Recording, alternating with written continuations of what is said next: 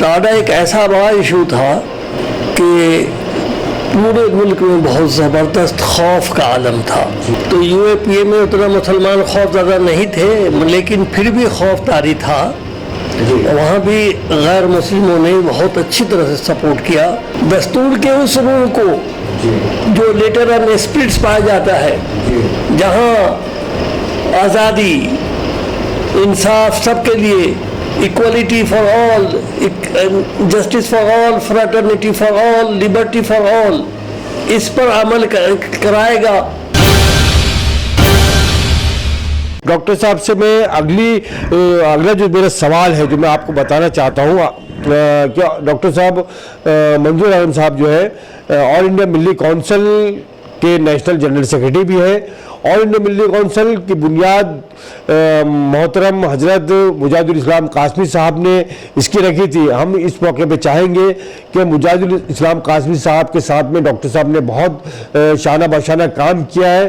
تو یہ تاریخی حوالے سے بھی ہم جاننا چاہیں گے کہ کس طرح کے وہ حالات تھے اور کس طرح سے جو تجربات رہے ڈاکٹر صاحب کے. میں ڈاکٹر صاحب سے وہ بھی جاننا چاہتا ہوں کہ تاکہ آپ لوگوں تک وہ بات پہنچے. ڈاکٹر صاحب مجاہد الاسلام قاسمی صاحب کے ساتھ میں آپ نے ملی کونسل کی بنیاد رکھی اور خاص طور سے ملی کونسل نے بہت ساری ہندوستان میں تحریکیں چلائی. سچر کمیشن کی جو رپورٹ آئی تھی اس پہ تحریک چلی. آپ نے سرکار کو مسودہ بھی تیار کر کے دیا شاید. اس کے بعد میں ٹاڈا اور پوٹا کے قانون آیا، اس کی بھی مخالفت کی گئی. اور یو اے پی اے کے معاملے بھی ہمارے سامنے ہیں اور مسلمانوں کی معاشی اور پسماندگی کو لے کے ملی کونسل نے بہت زبردست قیادت کی. اس پہ ہم چاہتے ہیں کہ ناظرین کو ہماری آپ کے ذریعے وہ باتیں ان تک پہنچے. دیکھیے یہ بات بہت واضح ہے کہ ملی کونسل کا قیام ایک اجتماعی جد و جہد سے شروع ہوا تھا. اس وقت جو حالات ایسے تھے کہ مسلمانوں کے اجتماعی مسائل جو بہت ہی سنگین نظر آ رہے تھے، اس کو ٹیک اپ کرنے کی کوئی تنظیم موجود نہیں تھی. جو بھی تنظیم تھی وہ آپس میں ایک اجتماعی تنظیم بھی موجود تھی، مگر اس کے عملی طور پہ بہت کچھ نہیں ہو رہا تھا. قاضی مجاہد الاسلام قاسمی اور منظور عالم رمضان کے مہینے میں پورے 25 دن کا دورہ کیا تھا پورے ملک میں، نارتھ ساؤتھ ایسٹ ویسٹ، جس میں بمبئی بھی تھا، کلکتہ بھی تھا، مدراس بھی تھا، بنگلور بھی تھا، پٹنہ بھی تھا وغیرہ. تو اس طرح سے پورے نارتھ ساؤتھ ایسٹ ویسٹ. اور اس وقت کے بہت اہم ترین شخصیات جو موجود تھیں ان سے مشورے کیے گئے.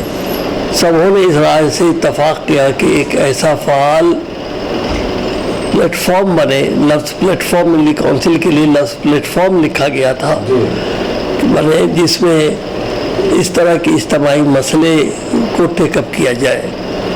اور اس طرح سے وہ ٹیک اپ کیا گیا. وہ اس کی بنیاد جو ہے وہ اس کا جو بہت بڑا ایک کانفرنس ہوا تھا وہ بامبے میں ہوا تھا. اس کے بعد وہاں سے چیزیں ڈیولپ کر کے پھر جو ہے وہ میسور میں اس کی بنیاد رکھی گئی. اور اس میں اس وقت جتنی بھی اہم شخصیات تھیں کافی لوگ اس میں شریک تھے.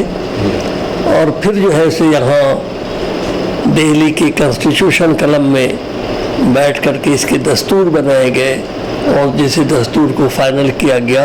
اور آخر میں میسور میں یہاں اس دستور کی روشنی میں الیکشن ہوا تو اس میں جنرل سیکریٹری جنرل سسٹم تھا. تو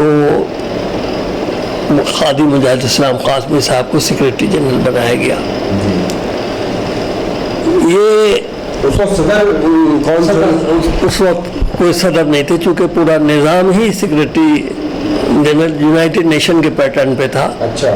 بعد میں ان کی وفات سے کہ فوری بعد یا وفات کے قریب اسے صدر سسٹم صدارتی ان کے وفات کے بعد صدارتی نظام چونکہ ان کی جیسی شخصیت مزید کوئی نہیں تھی، تو اس بات کا اندیشہ تھا کہ اختلاف نہ پیدا ہو جائے، تو اس لیے اس میں صدارتی نظام بنایا گیا، اور جو الحمدللہ سکسیسفلی ابھی تک چل رہے ہیں۔ تو ڈاکٹر صاحب، ملی کونسل کی جو قیادت رہی، مختلف جو ملک میں حالات پیدا ہوئے، جیسے میں نے ذکر کیا پہلے بھی سچر کمیشن کی رپورٹ کو لے کر، یو اے پی اے، ٹاٹا وغیرہ، اس پہ کتنا کامیاب رہی ملی کونسل، اور کیا قیادت اس کی کیسی رہی؟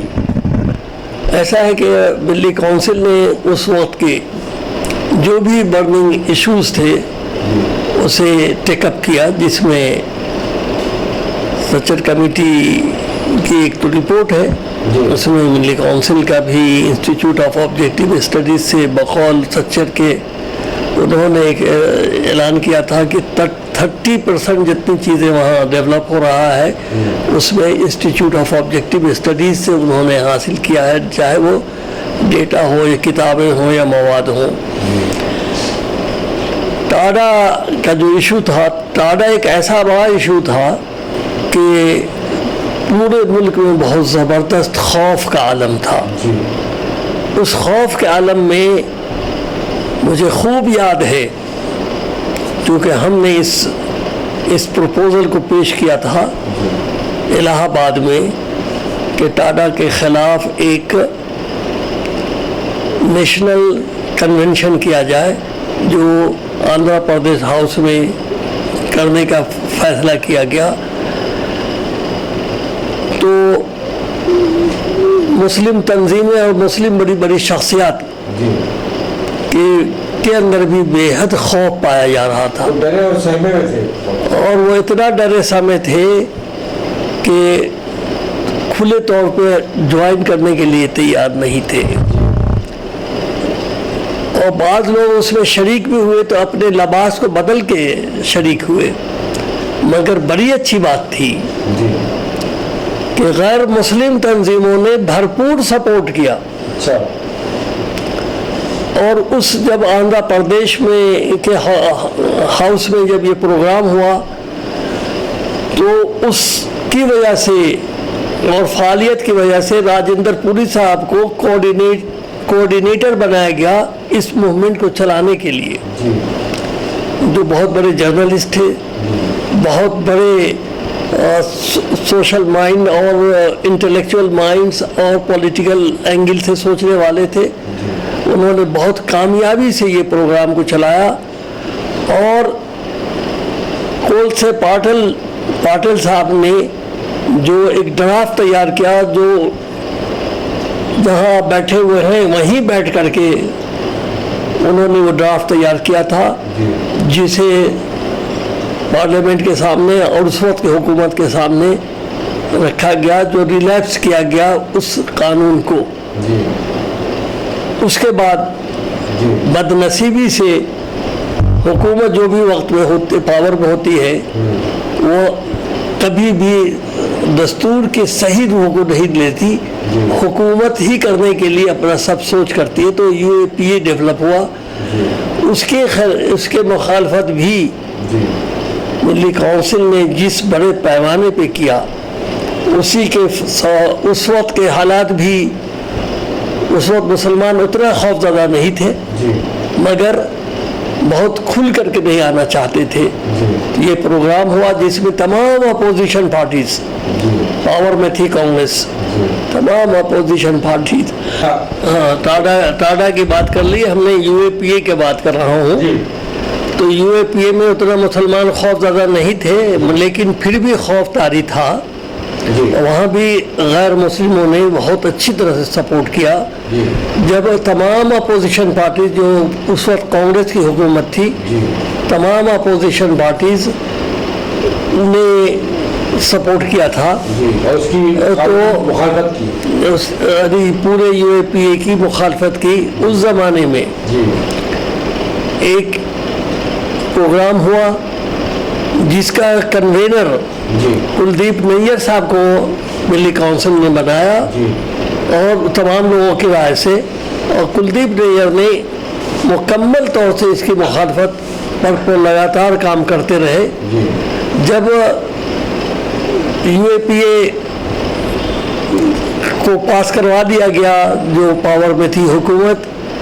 उसके बाद फिर इस पर बहुत सारे काम हुए, तो एक बहुत मशहूर किताब मिली काउंसिल ने पेश किया था, इसका नाम था स्केपगोट, जिसमें क्या क्या बेकसूर लोगों को किस तरह से फंसाया जाता है, किस तरह से उनके खिलाफ जुल्म बर्बरियत किया जाता है। और ये सिलसिला उस दौर में भी शुरू हुआ, अब तो उस इंतहा को है कि हर चीज़ में UAPA एक ऐसा चीज़ मौजूद है कि जिस पे चाहा उस पे फिट हो गया, चाहे वो सहाफ़ी हो या सियासी हो या किसी ने भी दस्तूर की बचाने की दौर में भी UAPA का बहुत बेदर्दी से इस्तेमाल। वही तो मैं कह रहा हूँ कि जितने बेदर्दी से इस्तेमाल आज हो रहे हैं उतने बेदर्दी से उस ज़माने में नहीं हुए थे, लेकिन हो रहे थे। लेकिन अब तो इस बेदर्दी से हो रहे हैं कि इवन जो जजेस हैं वो कहते हैं कि भाई ये UAPA का मामला है ही नहीं है, इस पर फिट ही नहीं है।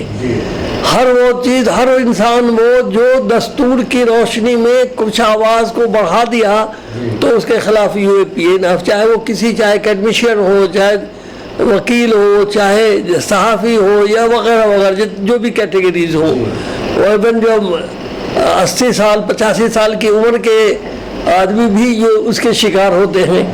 तो ये एक ऐसा हरवा हुआ कि हर एक पर इसको अब बहुत ज़्यादा डिपेंड करता है कि अगर अदलिया दस्तूर के उस रूह को जो लेटर एंड स्पिरिट्स पाया जाता है, जहाँ आज़ादी, इंसाफ सबके लिए, equality for all, justice for all, fraternity for all, liberty for all, इस पर अमल कराएगा और दस्तूर की वो जो रूह है उसको महफूज करने की कोशिश करेगा, तो शायद दस्तूर भी महफूज रहे और यहाँ के शहरी भी जुल्म सतम से बच सके।